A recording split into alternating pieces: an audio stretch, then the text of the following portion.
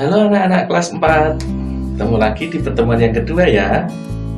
Pada pertemuan pertama kemarin kita sudah mempelajari tema 1, indahnya kebersamaan.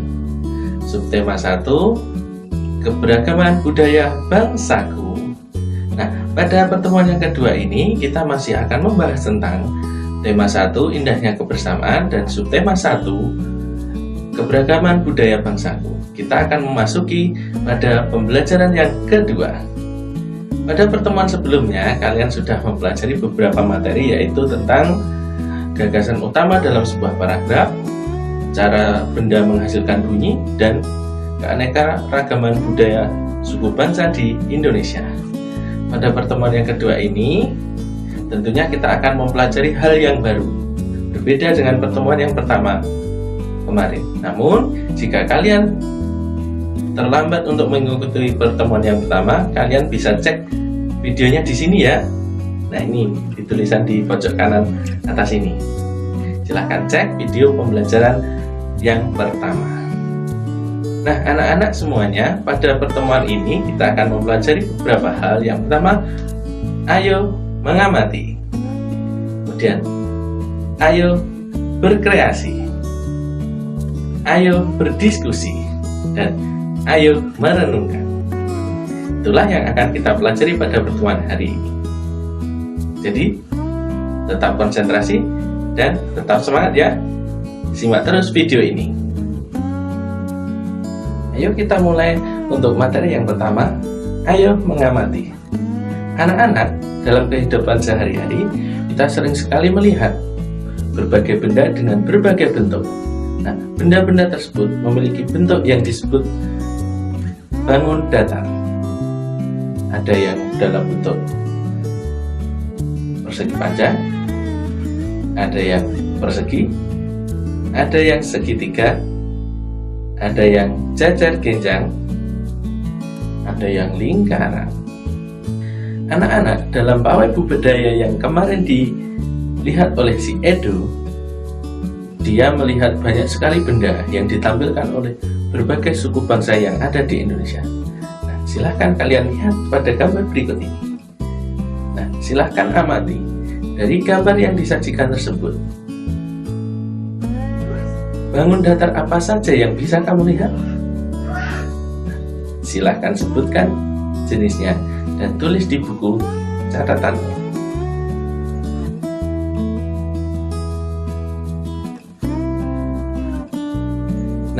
Dari hasil pengamatan yang kalian lakukan terhadap keanekaragaman budaya yang dilakukan saat pawai budaya di Kampung Babakan, nah, kalian akan melihat benda seperti ini, dan seperti ini. Nah, benda tersebut disebut dengan benda segi banyak. Nah, coba kalian lihat, apakah segi banyak tersebut merupakan kurva tertutup?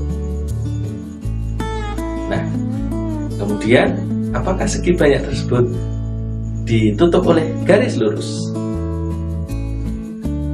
Lalu, apa segi banyak itu? Nah, kita bisa bandingkan. Nah, ini contoh benda yang berupa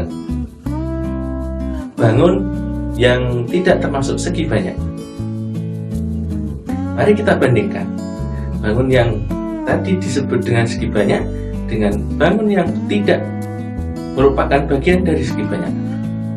Kalian bisa temukan perbedaannya.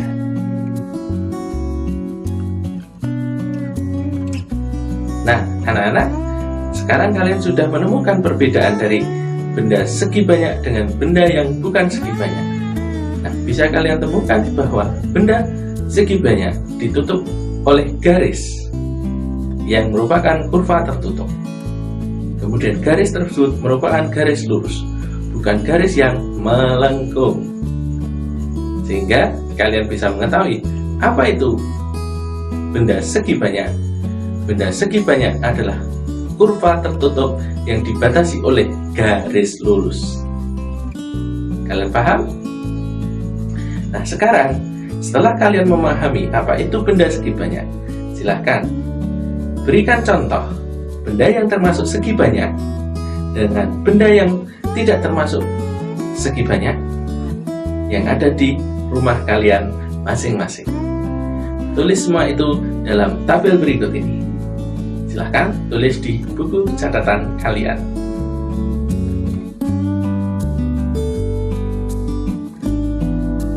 Anak-anak, sekarang bukalah halaman 20. Pada halaman 20, kalian akan diberi pertanyaan.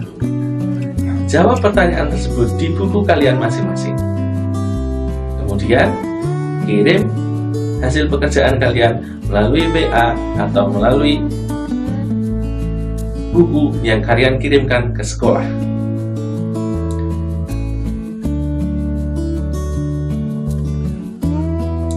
Anak-anak, tahukah bahwa Tuhan yang Maha Kuasa telah menciptakan berbagai macam benda dengan berbagai bentuk? Nah, tahukah kalian bahwa hewan pun dapat membuat benda dengan segi banyak? Hewan apa itu? Ya, hewan lebah. Kalian pernah lihat rumah dari lebah? Nah, rumah lebah ini sangatlah unik, yang berukuran 6. Mengapa demikian? Dengan menggunakan segi banyak ini, maka ruang yang digunakan akan semakin banyak dan semakin sedikit ruang yang tidak berguna, sehingga lebah dapat memaksimalkan sarangnya untuk menaruh telur dan makanannya di sarang tersebut. Unik bukan? Ya. Sekarang lihat di halaman 21. Di situ kamu disajikan diagram. Silahkan dicatat di buku kalian masing-masing.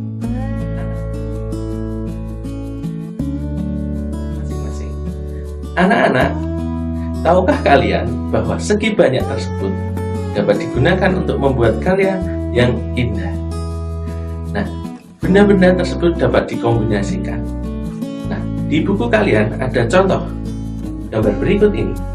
Nah, ini adalah contoh tangram atau benda segi banyak yang dikombinasikan dan dipadukan menjadi benda-benda yang menyerupai gambar atau benda di kehidupan sehari-hari.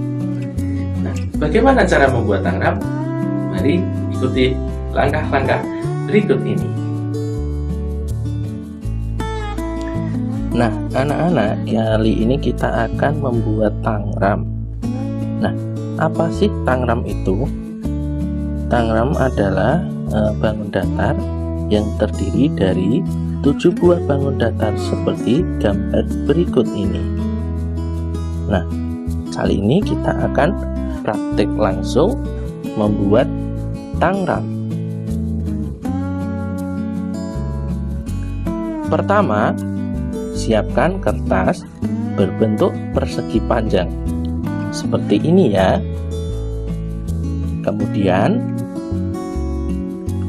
ambil salah satu pojok dari kertas tersebut dan lipat secara diagonal seperti ini ya. Setelah itu, buka kembali lipatan tadi, lalu di bagian bawah kamu lipat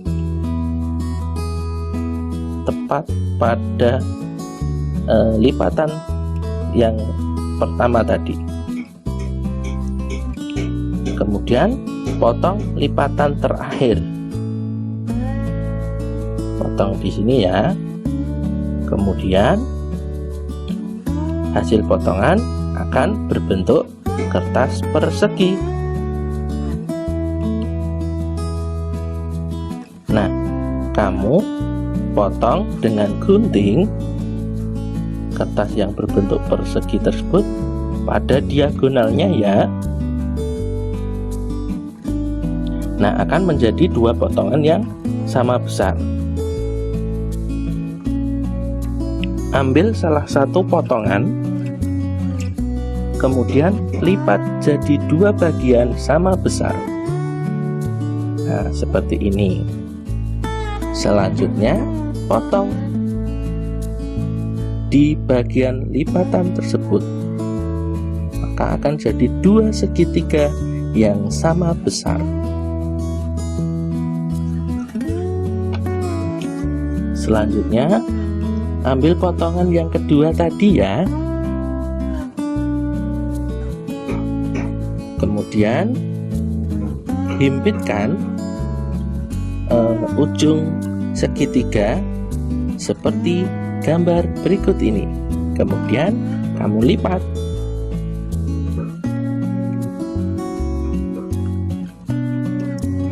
Setelah itu kamu potong ya, maka akan jadi segitiga dan sebuah trapesium. Nah, ambil trapesiumnya, kemudian lipat jadi dua bagian sama besar.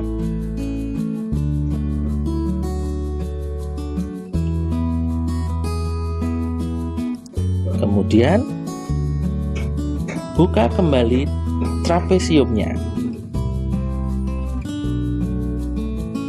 Lalu lipat bagian ujung yang hingga menjadi bentuk segitiga seperti berikut ini. Kemudian potong lipatan-lipatan tersebut.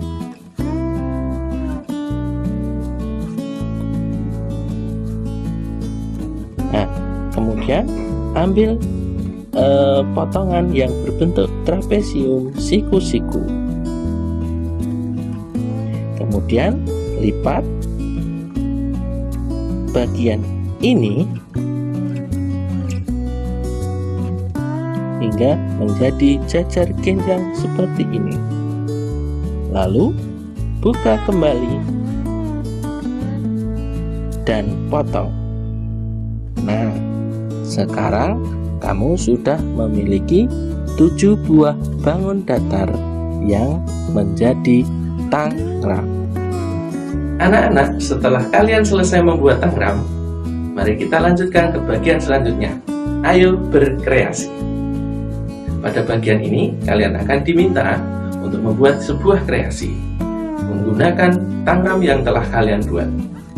Kalian bisa mengambil gambar di dalam buku, dan kalian bisa menggunakan tangram tersebut untuk membuat sebuah karya. Kalian bisa berkolaborasi dengan teman dalam membuat karya ini. Namun, tentu perhatikan protokol kesehatan. Anak-anak, sekarang lihatlah halaman 28. Pada halaman ini, kalian akan disajikan beberapa orang dari beberapa daerah. Mereka memiliki kesukaan makanan yang berbeda-beda.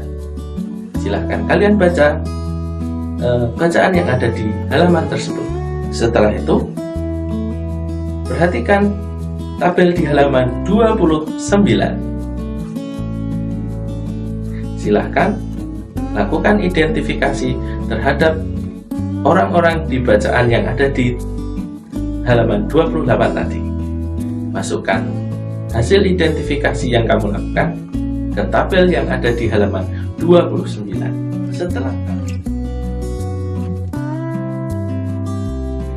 Setelah kalian menyelesaikan identifikasi tersebut, fotolah hasil kegiatanmu atau kirimlah hasil kegiatanmu tersebut ke sekolah. Selanjutnya, halaman 29 terdapat teks bacaan. Silahkan kalian baca teks bacaan tersebut.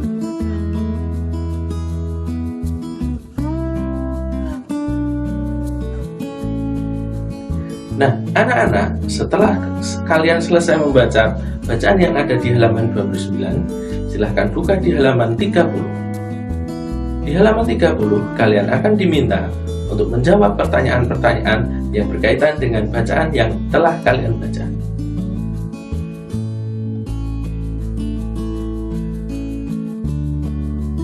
Anak-anak, silahkan buka kembali halaman 28. Pada halaman ini, kalian akan mendapatkan gambar dari beberapa orang yang berbeda suku bangsa. Ada Pak Semi, ada Pak Encep, ada Pak Made, ada Pak Nur. Nah, Apakah warna kulit dari mereka sama? Kamu akan mengetahui dengan lihat gambar tersebut. Nah, apakah bahasa yang digunakan dalam kehidupan sehari-hari mereka juga sama? Nah, bisa kalian ketahui dengan browsing dari internet atau bertanya dari orang lain. Kamu juga bisa berkolaborasi dengan temanmu. Setiap orang pasti berbeda dengan orang yang lain. Tentu perbedaan itu bukanlah sebuah alasan untuk kita untuk saling menjauhi. Bahkan perbedaan itu adalah sesuatu yang merupakan anugerah dari Tuhan yang Maha Kuasa. Kita harus mensyukurinya dan kita harus menjaga bahwa perbedaan itu merupakan sebuah kekuatan yang bisa kita jadikan sesuatu yang saling melengkapi. Jadi kalian tidak boleh untuk merendahkan orang lain karena perbedaannya. Jangan pernah menganggap bahwa dirimu adalah yang terbaik, karena pada dasarnya manusia diciptakan dengan kelebihan dan kekurangannya masing-masing. Anak-anak, sampailah kita pada akhir kegiatan. Ayo merenungkan. Apa yang telah kita pelajari hari ini? Ya, yang pertama tadi, kita telah mempelajari tentang benda segi banyak. Kemudian kita sudah berkreasi membuat tangram untuk membuat benda nyata dengan memadukan tangram tersebut. Dan yang ketiga, kita sudah mendapatkan keanekaragaman budaya dan keanekaragaman ciri fisik suku bangsa di Indonesia. Kalian harus terus belajar, terus semangat, meski dengan kegiatan dalam jaringan ini online. Kalian tidak boleh bermalas-malasan. Kalian harus tambah semangat. Semoga sukses untuk kalian semuanya.